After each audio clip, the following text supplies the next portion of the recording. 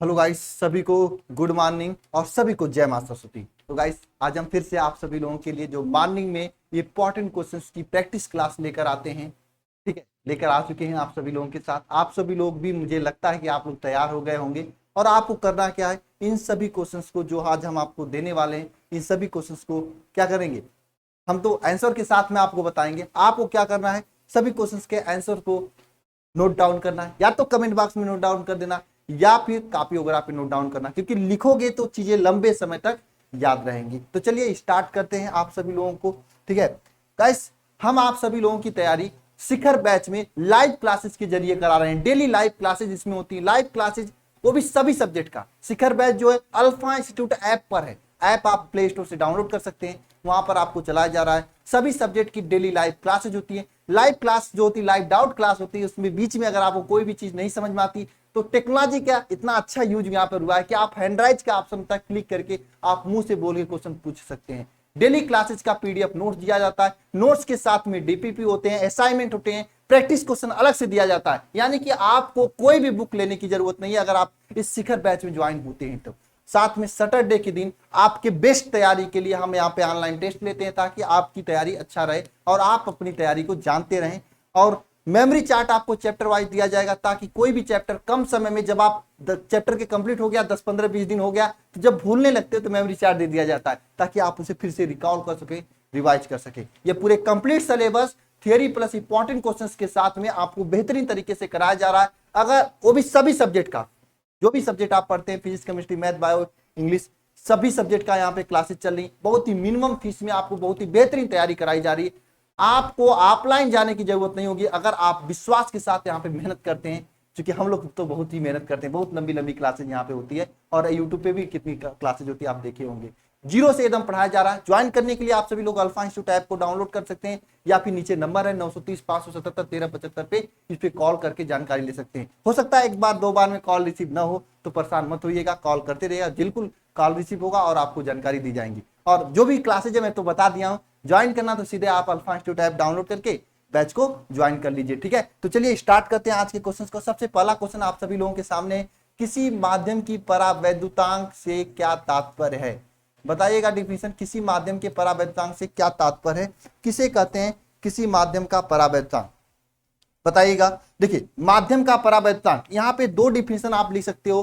क्या होता है? किसी माध्यम का परावैद्युतांक जो होता है, उस माध्यम की विद्युतशीलता, अपसालन, माध्यम की विद्युतशीलता, अपसालन तथा वायु की विद्युतशीलता, अपसालन नाट के अनुपात को हम लोग क्या कहते हैं?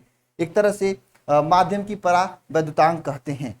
तो देखिएगा, किसी माध्यम की परावैद्युतांक से क्या तात्पर्य, ये क्वेश्चन है। देखिए, परावैद्युतांक क्या होता है, सीधी सी बात है, आप कई डिफिनेशन इसका लिख सकते हैं, मैं आपको बता रहा हूं। देखिए, किसी माध्यम का, कोई भी माध्यम है, कोई भी माध्यम है, आपको कोई माध्यम है तो किसी माध्यम का, मैं यहाँ पे आपको दो डिफिनेशन लिखवा रहा हूं। ठीक है, हालांकि एक ही डिफिनेशन से काम हो सकता है, चलो एक ही लिखवाता हूं। ठीक है, देखिए क्या होता है, किसी माध्यम, कोई माध्यम है, किसी माध्यम का जो विद्युतशीलता होता है, विद्युतशीलता क्या होता है? विद्युतशीलता यानी अपसालन, यम लिख सकते हो, तथा निर्वात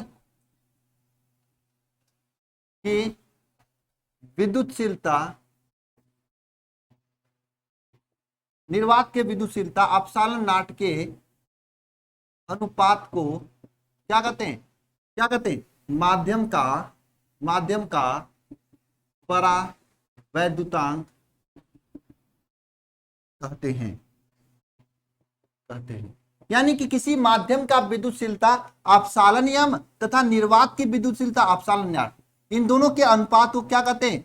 माध्यम की परावैद्युतांक के कहते हैं। जो माध्यम का परावैद्युतांक के होता है, यह एक क्या होता है? यह एक प्रकार की विमाहीन राशि होती है। आप सभी लोग भी डिफिनेशन नीचे कमेंट बॉक्स में कमेंट कर देना। किसी माध्यम की विद्युतशीलता अपसालन यम तथा निर्वात की विद्युतशीलता अपसालन नाट के अनुपात को क्या कहते हैं? हम लोग माध्यम की परावैद्युतांक कहते हैं। इसे अपसालन यम अपान अपसालन नाट इज इक्वल टू के से हम लोग प्रदर्शित कर सकते हैं। हम लोग क्या कर सकते हैं? अपसालन नाट अपान अपसालन यम से इसे क्या कर सकते हैं?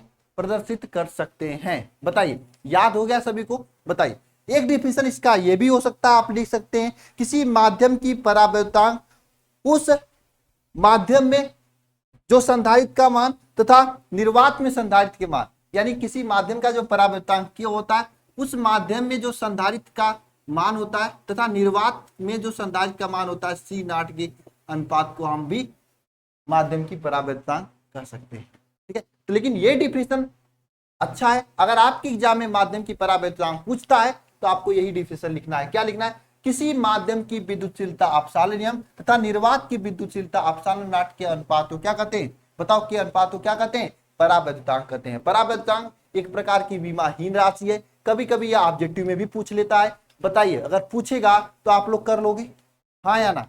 बताओ, क्या आप लोग कर लोगे? चलिए हम नेक्स्ट क्वेश्चन पे चलते हैं। अगला क्वेश्चन देखिए आपके सामने है, जिसको भी आ रहा है ये क्वेश्चन नीचे कमेंट बॉक्स में इसका आंसर धड़ल्ले से कमेंट कर सकता है। क्वेश्चन क्या है आपका? पढ़िए सभी लोग क्वेश्चन को। क्वेश्चन क्या है आपका? क्वेश्चन है आपका कि एक सी धारिता है, संधारित्र की ऊर्जा U है, प्लेटों के बीच का आवेश Q है, तो C, Q, C और U के पदों में आपको लिखना है। यानी जो ऊर्जा U का मान है यह आपको Q तथा C के पद में लिखना है, तो आपको पता है क्या पता है कि जो इसकी स्थिति ऊर्जा U इज इक्वल टू क्या होता है? बताओ, आपको पता होगा ना, half Q square upon C होता है। और इसको हम लोग लिख सकते हैं हाफ CB स्क्वायर भी लिख सकते हैं। कैसे सर हाफ CB स्क्वायर आपने लिख दिया? कुछ लोगों के दिमाग में आएगा। तो आप लोग जानते हो, क्या आप जानते हो? आप लोग ये जानते हो कि ये Q upon C is equal to V होता है। तो हम लोग क्या लिख सकते हैं? Q upon V is equal to C, sorry हम लोग यहाँ पे सिंपल लिख सकते हैं क्या?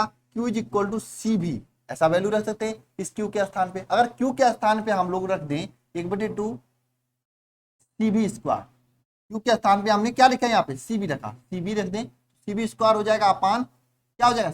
C से C कट जाएगा, तो यहाँ से एक फार्मूला बन जाएगा हाफ CV स्क्वायर। तो ये भी फार्मूला होता है। तो जो ऊर्जा होती है उसका मान आवेश तथा संधारित्र के पद में क्या होता है? Q स्क्वायर अपान C होता है। अगर मान लीजिए ऊर्जा का मान विभवांतर तथा संधारित्र के पद में पूछते तो CV स्क्वायर हो जाएगा। ठीक है, इंपॉर्टेंट है, याद कर लेना।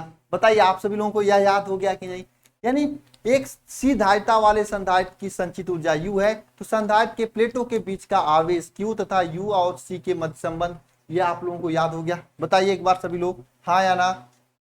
बिल्कुल। चलिए नेक्स्ट क्वेश्चन पे चलते हैं हम लोग। अगला क्वेश्चन देखिए आप सभी के सामने है, क्या? आवेशित समांतर प्लेट संधारित्र के प्लेटों के बीच क्या रखा जाता है? प्लेटों के बीच वैद्युत क्षेत्र के ऊर्जा घनत्व का सूत्र लिखिए।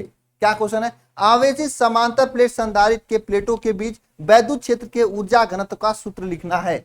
किसको किसको आ रहा है प्लेटों के बीच ऊर्जा घनत्व का सूत्र? जरा कोई कमेंट बॉक्स में कमेंट करके मुझे बताएगा किसको किसको आ रहा है ये क्वेश्चन।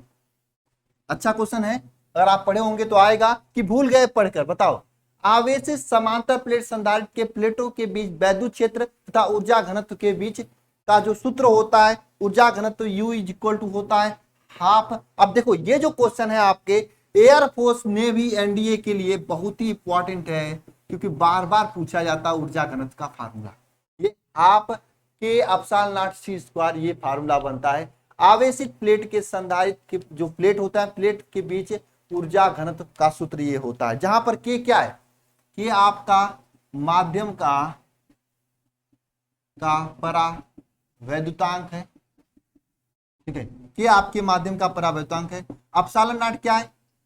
निर्वात की विद्युतशीलता है। ये क्या है? वैद्युत क्षेत्र है। ये क्या है? वैद्युत क्षेत्र है। ये आपका संबंध हो जाएगा ना? समझ में आया सभी लोगों को? ऊर्जा घनत्व half is equal to K epsilon naught E square, ये आपका संबंध हो जाएगा। बताइए समझ में आया? हम चले नेक्स्ट क्वेश्चन पे। चलिए नेक्स्ट क्वेश्चन आप सभी लोगों के सामने है, किसी चालक की धारिता किन बातों पे निर्भर करती है? ये क्वेश्चन है आप सभी लोग, कि किसी चालक की जो धारिता होती है किन बातों पर निर्भर करती है? बताएगा कोई मुझे इस क्वेश्चन का जवाब? बताइए, कोई है जो इस क्वेश्चन का जवाब बताएगा? बताइए, किसी चालक की धारिता किन बातों पे निर्भर करती है? हाँ, तो ध्यान दीजिएगा, किसी चालक की जो धारिता होती है किन बातों पे निर्भर करती है? चलिए मैं ही बता देता हूं, आप लोगों को नहीं आ रहा है। तो किसी चालक की जो धारिता होता है, धारिता का मान जो होता है, ये पूछा जाता है क्वेश्चन, किसी चालक की धारिता का मान जो होता है, किसी चालक की धारिता का मान क्या होता है? किसी चालक की जो धारिता का मान होता है, चालक के आकार, चालक के आकार, आकृति, आकृति, चालक के आकार, आकृति तथा चारों ओर के माध्यम, आकृति तथा चारों ओर के माध्यम, चारों ओर के माध्यम तथा चालक के समीप अन्य चालक की उपस्थिति पे निर्भर करता है। चारों ओर के माध्यम तथा चालक के समीप रखे अन्य चालक के उपस्थिति पर निर्भर करता है, यानी चालक की धारिता किन बातों पे निर्भर करता है, किन कारकों पे निर्भर करता है? चालक की धारिता चालक के आकार पे निर्भर करता है, आकृति पर निर्भर करता है, चारों ओर के माध्यम पे तथा चालक के समीप रखे गए चालक जो होते हैं अन्य चालक की उपस्थिति पर निर्भर करता है। जैसे आप लोगों की पढ़ाई किन बातों में निर्भर करती है? आप कब पढ़ते हो? जब पढ़ाई में मजा मिलता है ना? क्लास में बैठे हो तो वहां पे पढ़ाई थोड़ी ना होती है, आप लोग पढ़ाई थोड़ी होती है, वहां पे तो बस मस्ती होती है। पढ़ाई कब होती है? जब अकेले में बैठे होते हो, एक अच्छे से रूम में बैठे होते हो, पंखा पंखा चल रहा हो, गर्मी भी ना हो, तो आपकी पढ़ाई होती है। ऐसे अगर आप क्लास वलोस में बैठे हो तो वहां पे क्या होती है? पढ़ाई वढ़ाई नहीं होती है, बस मस्ती होती है ना। तो पढ़ाई किन बातों पर निर्भर करता है कि आप कब अच्छे से पढ़ोगे? जब आपके दोस्त ना हो, आप अकेले में बैठे हो, रूम में गर्मी ना रहे हो और आपको नींद नहीं आ रही हो, तब तो पढ़ाई करते हो, है ना।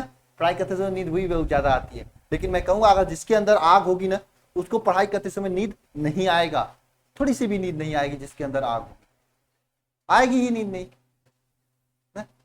बशर्ते आपके अंदर आग होनी चाहिए। तो चलिए नेक्स्ट क्वेश्चन पे चलते हैं। तो चलिए आज के बस इतने ही क्वेश्चंस थे, 3-4 क्वेश्चंस हैं। जरा कमेंट बॉक्स में कमेंट करना कुछ समझ में आया कि नहीं। 10-15 मिनट के लेक्चर्स में आपको कुछ नई चीजें सीखने को मिली कि नहीं मिली?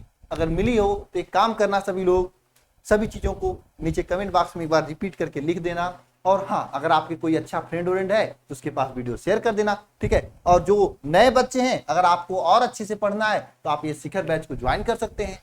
क्यों ज्वाइन करना है सर? क्योंकि यहाँ पे सभी सब्जेक्ट पढ़ाए जा रहे हैं। अरे आप ऑफलाइन जाते हो, जितने ऑफलाइन में 1 महीने का फीस देते होगे एक सब्जेक्ट का, उतने तो यहाँ पे आपको हम साल भर पढ़ा रहे हैं। बुक भी दे रहे हैं, बुक भी खरीदने की आवश्यकता नहीं है। क्लास 11th में नहीं पढ़े भी समझ में आएगा। चीजें एकदम एक स्टार्टिंग से सिस्टमेटिक ढंग से वहां पे है। आगे की क्लासेज आपकी लाइव चल रही है, पूरी बेहतरीन तैयारी कराई जा रही है, ठीक है। तो सभी को गुड मॉर्निंग एक बार फिर से।